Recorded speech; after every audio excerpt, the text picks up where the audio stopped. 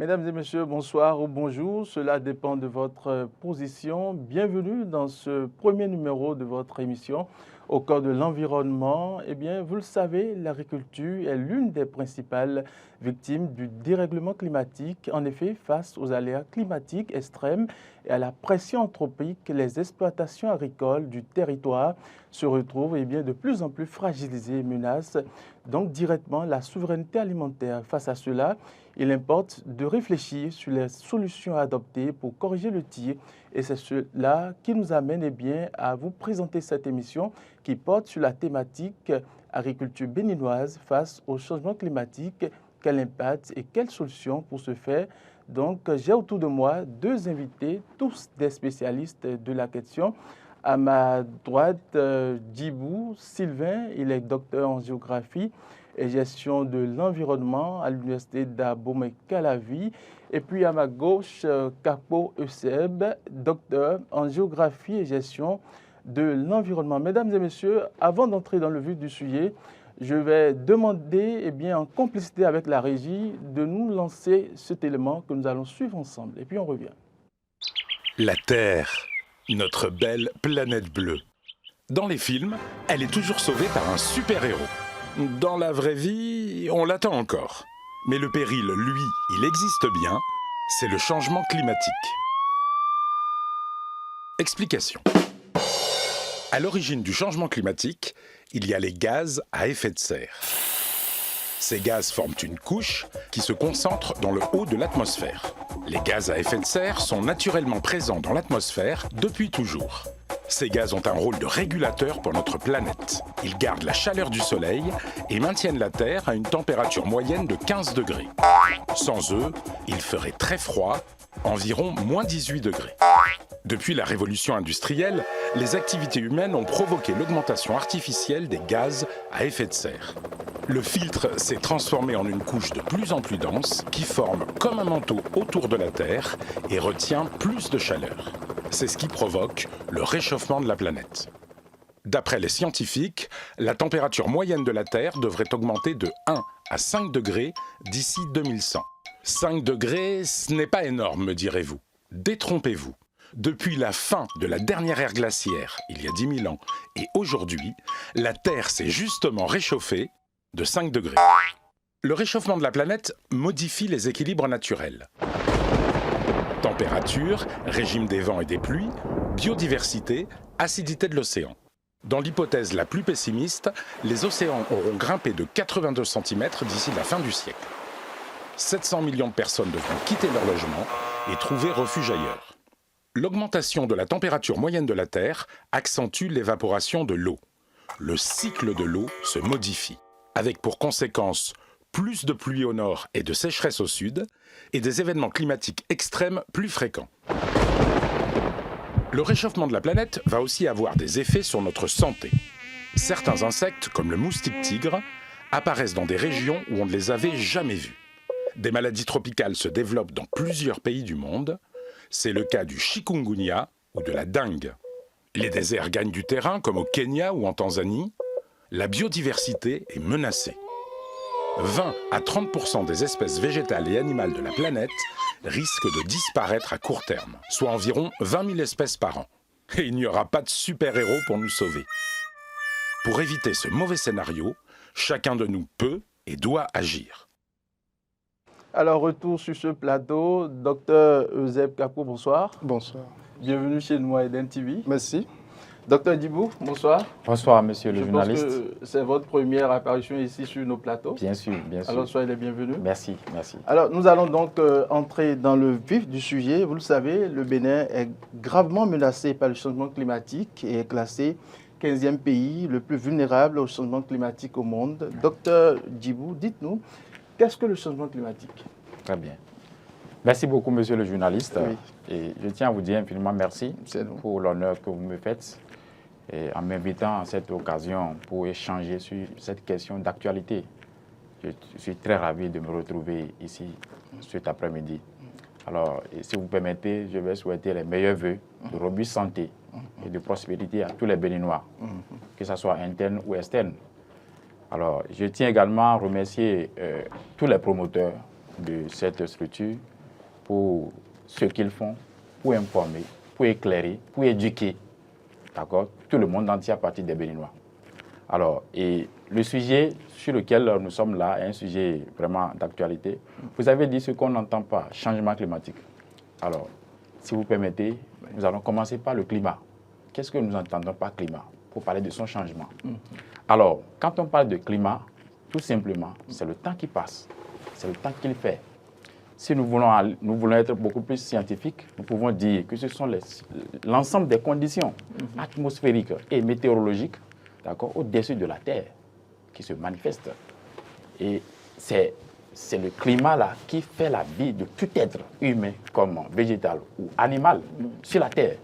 Sans climat, il n'y a pas de vie. Alors, pourquoi, et quand on parle de changement climatique, nous allons faire recours aux modifications profondes et durables des paramètres de ce climat. Les paramètres de ce climat, c'est le vent, c'est la pluie, ce sont les températures, c'est l'insolation, etc. Et l'humidité relative. Il y a plein de paramètres pour le climat.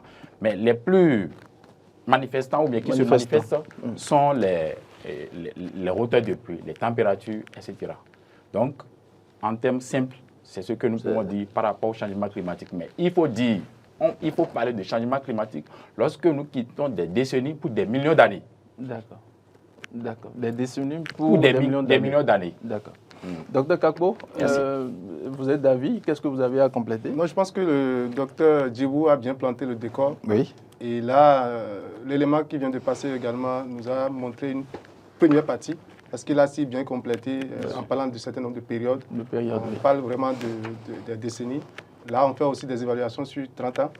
Et là, on fait des comparaisons sur 2 périodes pour voir les modifications profondes qui ont intervenu sur les différents paramètres, avant de pouvoir décider. Donc, ce n'est pas que d'évaluer sur 2 ans, sur 3 ans, sur 5 années. Voilà ce que je peux juste compléter. Alors, dites-nous, on constate qu'il y a un changement par rapport à ce climat. Qu'est-ce qui cause justement ce changement? Aussi, vous voyez bien dans l'élément, et je reviens toujours dans l'élément parce que ça a bien planté le décor, il y a les effets de serre. Et ça, c'est le premier facteur. On va parler en termes terre à terre, effet de serre. On ne va pas parler en termes scientifiques. Ok, d'accord. Oui. Disons donc que nous avons besoin de vivre sur la Terre. Oui. Et pour cela, comme vous le voyez, quand vous êtes sur la Terre, vous avez le soleil. Tout à fait. Le soleil produit de l'énergie. L'énergie est répercutée sur la Terre. Oui. Les eaux absorbent une partie, la Terre absorbe une partie, il y a une partie qui est rejetée dans l'atmosphère. Et cette partie nous permet en fait de vivre, de garder une température équilibrée, et comme on l'a montré avec 15 degrés. Et alors, nous sommes arrivés à un moment où nous sommes en train de dépasser cette température parce qu'il y a une augmentation de ces gaz dans l'atmosphère. Et ce qui forme une couche plus dense, parce qu'il y avait déjà normalement une couche qui permettait à la température de rester équilibrée. Et donc, dès lors que nous sommes dans une situation où la couche est encore plus épaisse, plus dense, il y a un accroissement du réchauffement au niveau de la planète. Et donc là, nous commençons par subir des modifications des différents paramètres. Et dans le temps, nous arrivons à ce que nous appelons aujourd'hui les changements climatiques. D'accord. Voilà. D'accord. Docteur Djibou, le docteur Kakpo vient de le dire, il y a quand même des facteurs qui influencent le climat. Quels sont ces différents facteurs-là? Très bien. Merci beaucoup, monsieur le journaliste. Et je remercie le docteur Ezeb pour ces apports qu'il vient de faire, très édifiants. Alors, et quels sont les facteurs qui engendrent ces changements climatiques que nous vivons aujourd'hui? Je voudrais vraiment dire que les facteurs sont beaucoup plus humains, pour ne pas dire anthropiques. Ce sont nos activités que nous développons. Prenez par exemple les feux de végétation aujourd'hui. Voilà. Vous voyez les fumées que tout ça la produise. Mais on doit quand même brûler. Oui, on doit brûler. Nous ne refusons pas. Mais il y a des normes. Il y a des normes qu'il faut respecter. Et vous voyez, quand on brûle, d'accord, une végétation, c'est beaucoup de ressources qui sont parties. Tout l'écosystème est parti. Ça veut dire quoi? Toutes les espèces végétales sont parties. Toutes les espèces animales sont également parties. Alors, les espèces qu'on n'avait pas prévu couper, par exemple, bien détruire, partent. Donc, tous les services écosystémiques, d'accord, que ces différentes espèces étaient en train de rendre à la communauté, tout est perdu. Alors que, vous voyez, quand on plante un arbre, maintenant, vous savez le nombre d'années qu'il faut pour pouvoir bénéficier des fruits de cet arbre-là. Oui. Voilà. Si nous quittons ce volet, nous allons prendre nos engins que nous utilisons là, par exemple. Là. Nous produisons beaucoup. Heureusement que les Béninois sont en train de comprendre. C'est vrai qu'il y a encore quelques retardataires, mais par la grâce de Dieu, ils vont comprendre. Alors, donc, nous dégageons beaucoup de gaz à effet de serre à travers nos moyens, de transport, nos moyens que nous utilisons dans les industries, dans des unités de production. Voulez-vous dire que les gaz d'échappement aussi contribuent? Oui, contribuent. Oui, contribue. Il vient d'expliquer ça. Bon, donc, si je n'ai pas l'argent pour faire de vidange, comment je dois faire alors? Oui, vous savez, c'est vrai ce que vous dites. Donc, à cause du fait que le climat puisse être changé, moi, je ne dois pas quand même rouler ma moto ou mon véhicule? Vous allez rouler votre moto ou votre véhicule, mais vous devez comprendre que tout ce que vous dégagez comme CO2 ou autre gaz, vous contribuez à ces moments que nous vivons, qui sont vraiment déplorables. Actuellement, vous voyez comment la chaleur sévit dans nos maisons. Tout à fait. Où les gens ont du mal avec l'insécurité de vol que nous avons là. En tout cas, vous voyez, donc les gens sont obligés de... c'est dû au changement climatique. Oui. Et c'est nous-mêmes. D'accord. Et c'est nous-mêmes. Docteur Kakpo, les facteurs qui influencent... oui, en termes d'influence, on peut également ajouter à ce que le docteur Djibou a si bien expliqué, la question de la déforestation. Parce que, vous savez, les arbres absorbent les CO2. Oui. Et ces CO2 sont ces gaz-là qui sont les plus fréquents. Qui sont déversés. Oui. Et qui renforcent en fait la couche dont je parlais, sur les effets de serre. Et lorsque vous coupez les arbres, vous êtes en train de donner plus d'opportunités au CO2 de mieux se développer. Alors donc, ce facteur est un facteur important sur lequel il faut agir. Et donc, la déforestation, aujourd'hui, on en a tellement besoin pour fabriquer les meubles, tout ce qui va avec. Et là, on doit pouvoir, chez nous, quand on fait le charbon, par exemple, c'est avec le bois. Bon, c'est vrai que nous parlerons certainement des alternatives à cela, mais ça contribue fortement à ce que nous sommes en train de dire. Mais doit-on arrêter systématiquement avec la déforestation? Vous voyez, quand vous étiez en train de parler tantôt, le docteur Djibou expliquait les questions de mode de transport liées aux engins. On pourrait voir, on ne va pas laisser les engins, mais on pourrait voir d'autres modes de transport commun. Et ça devient de la même manière, dès que vous coupez un arbre, vous pouvez replanter un autre à la place. On ne va pas forcément les enlever, mais il y a toujours donc c'est peut-être ce qui justifie la journée consacrée à la journée de l'arbre. Oui, et au-delà, plus de conscience. Et aujourd'hui, nous sommes en train de parler des suivis que nous faisons sur ces journées-là, au-delà des activités communes. D'accord. Docteur Djibou, les origines naturelles du changement climatique, parce que d'après mes investigations, mes recherches, mais c'est aussi dû à des origines, ça provient souvent du naturel aussi. Est-ce que vous pouvez nous expliquer un peu? Oui, bon, on peut dire oui, mais moi je ne suis pas de ces personnes-là qui disent ça. Permettez, hein? Oui. Et vous voyez, la nature est créée comme ça, naturellement. Oui. On ne parlait pas de changement climatique. Non. Quand Dieu a créé sa nature, il n'y avait pas de changement climatique. Donc quand Dieu a créé toute créature, quand il a fini de créer, il dit, bon, l'homme, vous êtes devenu responsable de toutes ces ressources-là, gérez-les. C'est nous qui gérons mal et aujourd'hui, on fait les frais. Voilà, on subit. Donc, vous voyez, je dirais que tout le monde, au lieu qu'on continue pas à parler de nature, parce que quand on continue pas à se cacher dans naturel, cause naturelle, on va toujours continuer à faire les désordres. D'accord. On va revenir à la thématique. Oui. Docteur Kakpo, en quoi le changement climatique menace-t-il réellement l'agriculture? Oui, les menaces, dès que vous parlez des menaces, on peut parler des facteurs internes, mais plus les facteurs externes. Et on parle maintenant d'agriculture, les modes de production. Et là, on devrait spécifier, mais on ne va pas rentrer forcément dans les spécificités, puisqu'on peut avoir tout ce qui est lié à la production à la terre, tout ce qui est piscicole, l'agriculture, etc. Maintenant, quand vous prenez les menaces de façon générale, il y a les types, il y a par exemple les inondations. Il y a les ravageurs aussi. De nos jours, nous avons fait des études avec des agriculteurs qui nous ont démontré qu'il y a un certain nombre de ravageurs qui ont migré à cause des impacts des changements climatiques ou des effets des changements climatiques pour maintenant attaquer les plants sur les sites de production. Et donc, dès que vous voyez ce système, vous savez déjà, vous identifiez en même temps de nouveaux éléments sur votre site de production. Et donc, au-delà de ça, il y a également les maladies. C'est vrai que nous parlons des plantes, mais également ça affecte l'homme. Indirectement, ça affecte. Parce que c'est l'homme justement qui plante. Oui, l'homme est au centre. Tout à fait. Ce que l'homme fait, l'homme veut vivre de cela. Et dès que les plantes sont attaquées, et même quand il y a des crues, il y a des maladies qui sont dans les eaux. Nous, on avait fait une étude avec des pêcheurs et ils nous ont certifié qu'il y a eu des crues d'inondation vers la zone de Ouida. Et leurs enfants commençaient par avoir des maladies qu'ils n'avaient pas recensées dans le passé. D'accord. Docteur Djibou, j'ai ma plantation de manioc, d'igname. Oui. En quoi le changement climatique peut menacer tout ce que j'ai là? Oui. Vous savez, si nous avons, par exemple, il a cité les inondations tout à l'heure. Oui. Quand nous prenons le Bénin aujourd'hui, il a déjà cité quelques facteurs. Nous avons 3 risques majeurs.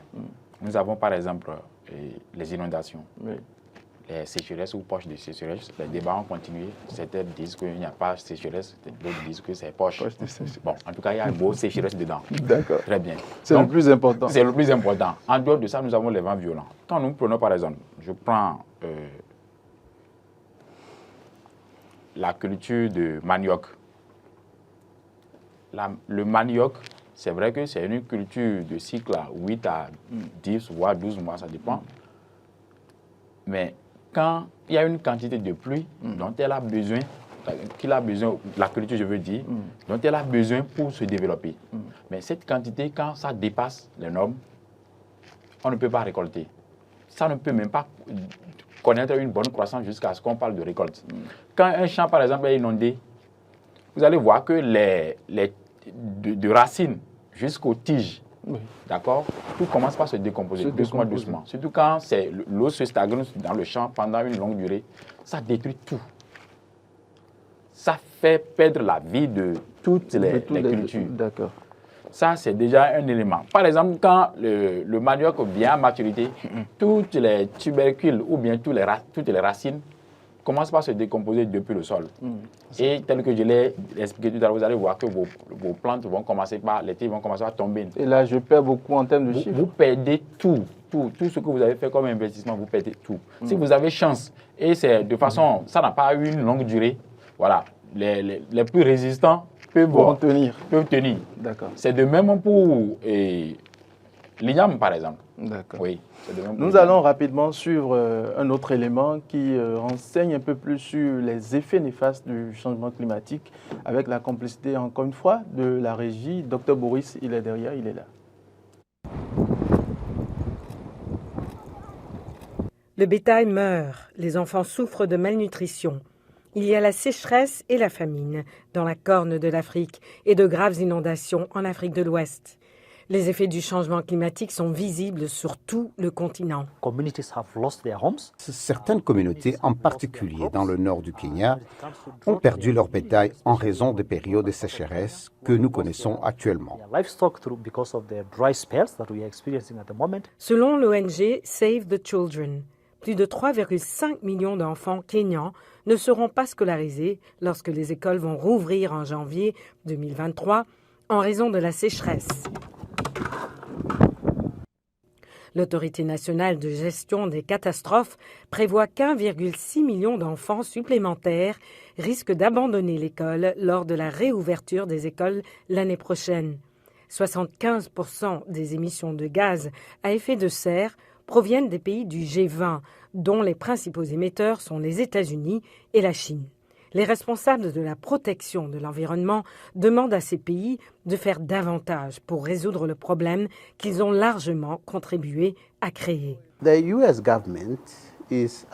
gouvernement américain est une partie prenante dans tous les efforts de lutte contre le changement climatique en tant qu'émetteur de premier plan. Les États-Unis sont censés prendre leur juste part d'efforts pour réduire ces émissions et fournir des fonds suffisants en fonction de leur contribution au réchauffement de la planète afin de s'assurer que ces fonds soutiennent les communautés, en particulier en Afrique, qui souffrent réellement des impacts d'un problème qu'elles n'ont pas causé. Selon les experts, l'Afrique attend des États-Unis qu'ils proposent un accord pour compenser l'impact du changement climatique. Je m'attends à ce que les États-Unis, par exemple, dans le cas du Kenya, parviennent à un accord et conviennent des domaines dans lesquels nous sommes convaincus qu'ils doivent indemniser le Kenya pour surmonter l'impact du changement climatique. À l'heure où les catastrophes liées au changement climatique continuent de toucher des millions d'Africains, ce sommet est l'occasion pour les États-Unis de montrer leur leadership dans la lutte contre la menace mondiale du changement climatique. Après les nombreuses promesses faites lors de la COP27 à Sharm el-Sheikh, tous les regards sont tournés vers Washington pour voir quelles solutions vont sortir de ces 3 jours de discussion.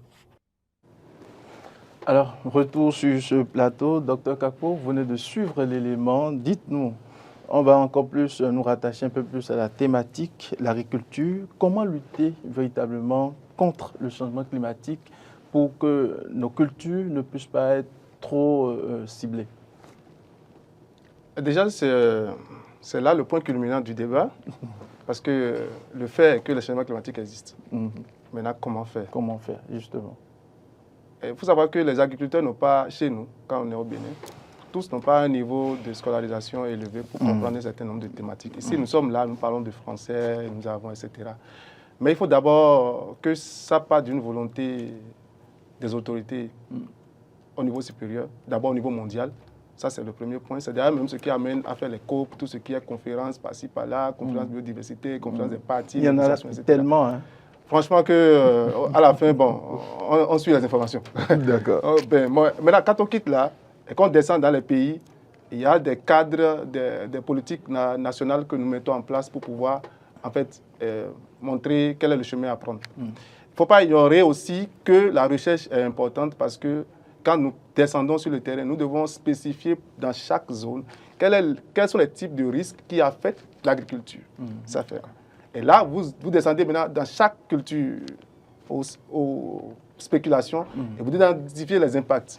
À partir de ce moment, avec les communautés à la base, parce qu'il ne faut pas trouver des solutions assis où vous écrivez dans vos bureaux, avec les agriculteurs. Il faut des solutions durables. Oui, il faut des solutions durables à partir des informations que vous avez reçues auprès des agriculteurs. D'accord.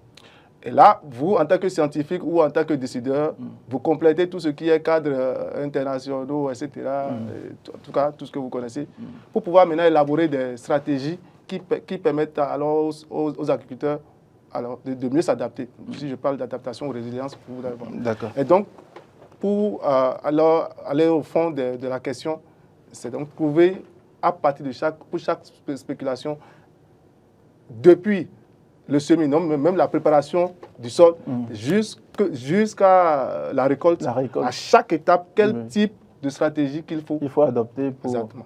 D'accord. Docteur Djibou, dites-nous d'abord, est-ce que c'est possible de lutter contre le changement climatique? Si nous devons donner quelques conseils à un agriculteur qui nous suit? Oui. Bon. Merci beaucoup, monsieur le journaliste, pour cette question. Oui, est-ce que nous allons... Est-ce que c'est possible? Oui, nous allons faire d'efforts pour lutter un peu, d'accord, contre le changement climatique ou les changements climatiques. Mais ce qui est plus intéressant, c'est qu'on fasse des efforts pour nous adapter. Parce en quoi faisant? En quoi faisant? Nous devons faire d'efforts pour que notre agriculture devienne intelligente. Nous devons commencer par développer des pratiques et innovations intelligentes et techniques intelligentes. En ce sens, qu'il faut commencer par, tout à l'heure, il a parlé il faut faire un petit recensement, d'accord, des différents risques qui se manifestent dans chaque zone agroécologique, par exemple. D'accord. Vous voyez? Bon, donc ça dépend de chaque zone. De chaque zone. Donc parce ce que qui doit être appliqué à soi ne peut pas être appliqué peut-être voilà, dans la zone de Bopa, par exemple. Donc, il faut que nous commencions à... D'abord, nous devons prendre conscience. Il n'y a pas seulement dit ce sont les agriculteurs, parce que l'agriculture subit beaucoup plus, mais les facteurs ne sont pas seulement d'origine agricole. Ça veut dire quoi? C'est une affaire de nous tous, jeunes, grands, comme vieux, tout le monde. Donc, nous devons prendre conscience que le changement climatique existe, qu'il menace vraiment la vie de notre agriculture, sans laquelle nous ne pouvons pas continuer à vivre.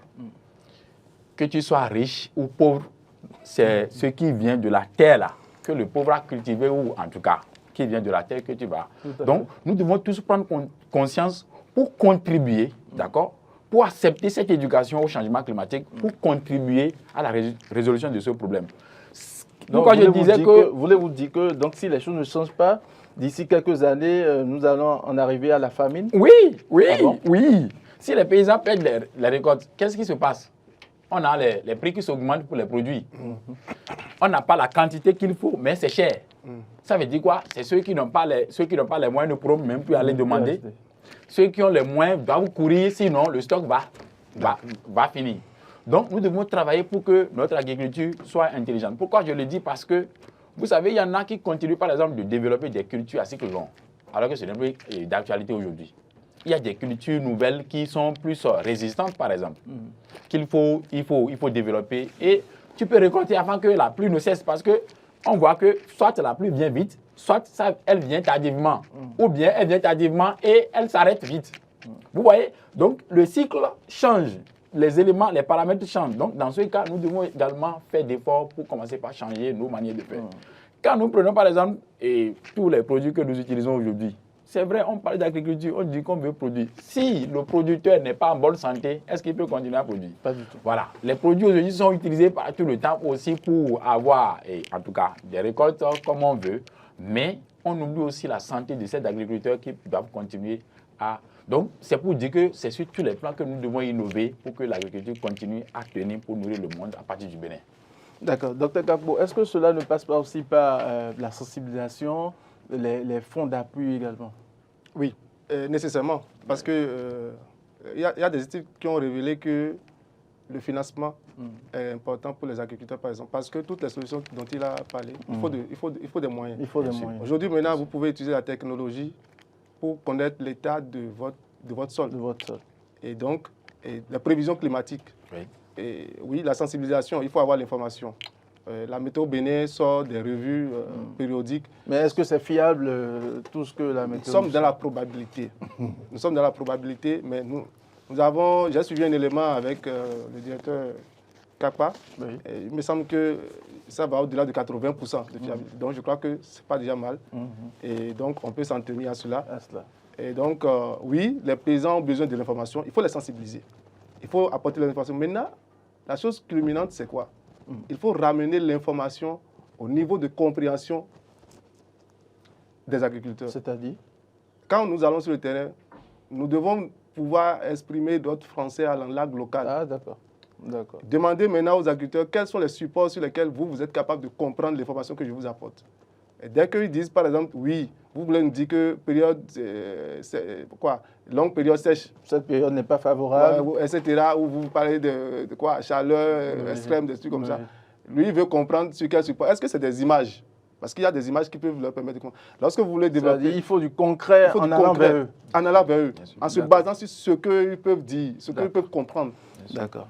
Et donc, par exemple, nous, on fait des schémas, on peut faire même des cartes, on peut faire des supports imagés. Et quand on parle des solutions de gestion des terres, etc., pratiques agricoles résilientes, qu'est-ce qu'on leur montre? Et quand ils voient les images rapidement, ils peuvent... Là, la sensibilisation passe plus facilement. Alors, Dr Djibou, est-ce que l'État n'a pas un rôle à jouer? Oui, évidemment. Évidemment. Si vous permettez, l'article 27 de notre Constitution dit quoi? Que toute personne a droit à un environnement sain. Favorable, et il est capable de défendre. Mais l'État doit veiller à la protection de l'environnement. Ça veut dire que si l'État veille à la protection de l'environnement, donc l'État veut que ses filles et fils puissent vivre un bon environnement, un environnement sain.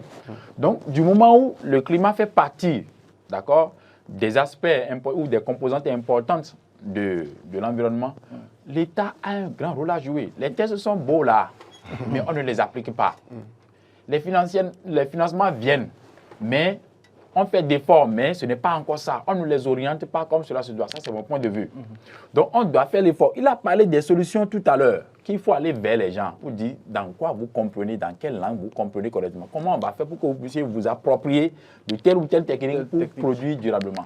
Donc, l'État doit travailler dans ce sens, doit aller jusqu'au niveau, à l'échelle locale, pour que les gens puissent prendre véritablement conscience des changements climatiques et pour qu'ils puissent aussi coopérer et accepter les nouvelles solutions qu'on va leur proposer pour que les cultures soient mieux développées pour qu'on puisse avoir à manger. Alors, docteur Kakpo, je crois que ce n'est pas le Bénin seul qui est concerné par ce changement. D'autres pays également subissent également les affres du changement climatique. Quels sont ces pays-là? C'est toute la Terre. D'accord. C'est toute la Terre. À moins que vous isolez un pays et que vous le mettez dans l'espace, encore que quand il est dans l'espace, il sera impacté. Sinon, nous pouvons dire qu'il y a des degrés divers. Et lorsque vous vous retrouvez plus au nord, vous avez vu l'élément qui passait, oui, il y a des températures qui amènent plus de froid. Et là, lorsque vous descendez un peu plus vers les pays côtiers, où nous avons l'érosion côtière, etc., l'érosion côtière, qui menace fortement l'agriculture et aussi les infrastructures. Il y a les pays sahéliens, je ne vais pas tous, il y a le Niger, tout ce qui va à partir du Bénin Nord, etc. Et vous avez, quand on parle de sécheresse, là-bas, on va vérifier. Oui. Et donc, on ne va pas forcément les citer, mais on les situe dans des zones sur la Terre où on se dit maintenant, voilà.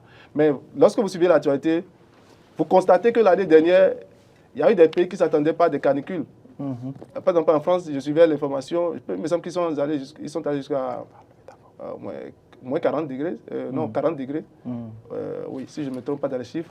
Et ils devraient alors s'adapter, on trouvait des points d'eau, des chutes d'eau. Il y a des, par exemple au Canada, on a eu des feux de brousse, des feux de végétation qui ont perduré sur de grandes distances. Voilà. Et donc, dire aujourd'hui quels sont les pays, c'est vraiment se dire qu'on pourrait mettre d'autres à l'abri et nous tous, on va aller se cacher là-bas. Alors que du jour au lendemain, le phénomène peut toujours revenir. Docteur Djibou, votre avis? Oui, ce qu'il a dit, c'est vrai. Il n'y a pas un pays qui est épargné. C'est vrai qu'il y en a qui produisent plus, mais il y en a qui ne produisent pas plus. Tout ce qui est facteur là, les gaz à effet de serre par exemple, mais qui subissent correctement. Si on va citer les pays maintenant, ce sont les pays pauvres. C'est les pays pauvres qui font plus les frais parce que même s'ils ne produisent pas en grande quantité tout ce que nous appelons gaz à effet de serre, ils font beaucoup plus les frais parce que, bon, s'ils étaient déjà pauvres, c'est que l'inondation vient. Vous comprenez la réalité, non? Celui qui avait les moyens, lui peut aussi rapidement, en tout cas, faire appel au secours à travers, parce qu'on a besoin de moyens. Mais dans les pays, voilà, qu'est-ce qu'on fait? On fait appel à qui? L'État. C'est l'État qui doit aller au nord, c'est l'État qui doit aller au centre, qui doit aller... Bon, rapidement, il y a les pertes de vies humaines que nous enregistrons. Donc c'est pour dire qu'il n'y a pas de pays à citer ici, c'est tous les pays. Mais les pays pauvres, comme voilà, notre pays, d'autres pays également, qui sont en train de faire des efforts, subissent beaucoup. Docteur Kakpo, est-ce que vous avez quelques conseils à donner à l'endroit de ces agriculteurs, de tous ceux qui s'investissent dans l'agriculture et qui subissent les conséquences du changement climatique? La première des choses, c'est de s'informer. Lorsque vous voyez que votre frère est en train de subir des effets néfastes des changements climatiques, allez vous informer. Parce que cela peut vous arriver d'une manière ou d'une autre. Premier conseil. Et puis, aujourd'hui, l'État fait des efforts pour être, avec les ATDA, ils ont des conseillers, etc. Ils sont sur presque tous les terrains. Allez vers eux. Il y a aussi une question. Dès que vous allez vers l'agriculteur, que vous amenez un type de culture, et que vous lui dites que voilà qui est adapté au changement climatique, du coup, il est un peu résilient ou bon, à adapter. Parce que lui, il voit la finalité. Il se dit, est-ce que je pourrais vendre? Si c'est pour vendre, est-ce que je pourrais consommer si c'est pour consommer? Donc, c'est pour cela que je dis, conseil que je donne aux agriculteurs, commencez par explorer d'autres solutions que les gens ont déjà testées et qui ont prouvé leur efficacité. Est-ce que vous voyez? Et donc, à part ça, il faut maintenant qu'ils s'associent parce qu'aujourd'hui, on ne peut plus faire l'agriculture seule. On ne peut plus faire l'agriculture seule.